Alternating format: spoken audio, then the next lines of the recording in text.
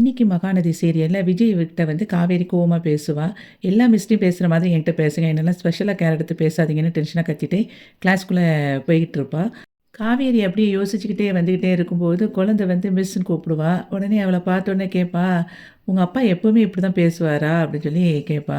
அதுக்கு காவேரி கேட்கும்போது, குழந்தை சொல்லுவா, "எங்க அப்பா எப்பவுமே முன்னாடி அப்படி கிடையாது. உங்கள பார்த்த பிறகு தான் எங்க அப்பா அப்படி ஒரு மாதிரி பேசுறாங்க." அப்படின்னு சொல்லிட்டு, சாரதா பாட்டி வந்து ஏதோ எனக்கு சாப்பாடு குடுத்து விட்டாங்களாமே, அது என்ன குடுத்துருக்காங்க அப்படின்னு சொல்லி கேட்டுட்டே இருக்கும்போதே, "சரி வா" அப்படின்னு சொல்லிட்டு கிளாஸ்க்கு போலாம் அப்படின்னு சொல்லிட்டு கூட்டிட்டு போயிருவா காவேரி. அப்புறம் ஸ்கூல் முடிச்சுட்டு வீட்டுக்கு போகும்போது, அவங்க அம்மா வீட்ல பார்த்தா பலகாரமா நெறைய சுட்டுட்ருப்பா. உடனே இவ கேட்பா, "என்னம்மா இது இவ்வளவு கடைகளுக்கு குடுக்குற மாரி, அம்மா இவ்வளோ பலகாரம் சுட்டு வச்சிருக்க?" அப்படின்னு சொல்லி கேட்பா காவேரி. உடனே காவேரியோட அம்மா சொல்லுவா, "இல்லடி இது கடைகள்லாம் வாங்கி சாப்பிட்டா அது வந்து கெட்டு போயிரும்ல. இது 1 மாசம் வரைக்கும் அப்படியே இருக்கும். நம்ம விஜய் தம்பி வீட்டுக்கு போறோம்ல, அதுக்கு தான் அந்த குழந்தைக்கு குடுக்குறதுக்காக இவ்வளோ செஞ்சு வச்சிருக்கேன்." அப்படின்னு சொல்லும்போது, "நான் எப்ப சொன்னேன் நம்ம அங்க போறோம்ன்னு?"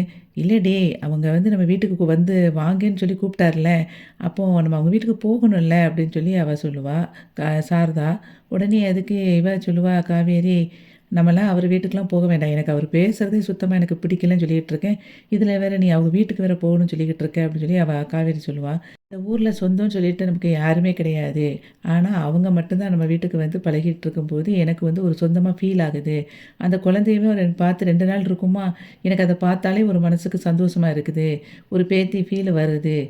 உங்களோட சந்தோஷத்த மட்டும் தான் நான் பார்த்துக்கிட்டு இருந்தேன். எனக்குன்னு நான் உன்னோட ஆசைகள நான் ஏதாவது கேட்டுருக்கேனா? சரி பரவால்ல. நம்ம வேணா போக வேண்டாம். நான் இப்படியே வீட்ல இருந்துக்கிறேன்." அப்படின்னு சொல்லிட்டு சோகமா, கோவமா இருக்கிற மாதிரி அவ இருப்பா. உடனே இவளுக்கு கஷ்டமாயிரும் காவேரிக்கு. "சரிம்மா ரொம்ப ஃபீல் பண்ணாத. நான் கூட்டிட்டு போறேன்." அப்படின்னு சொல்லி அவ சொல்லுவா.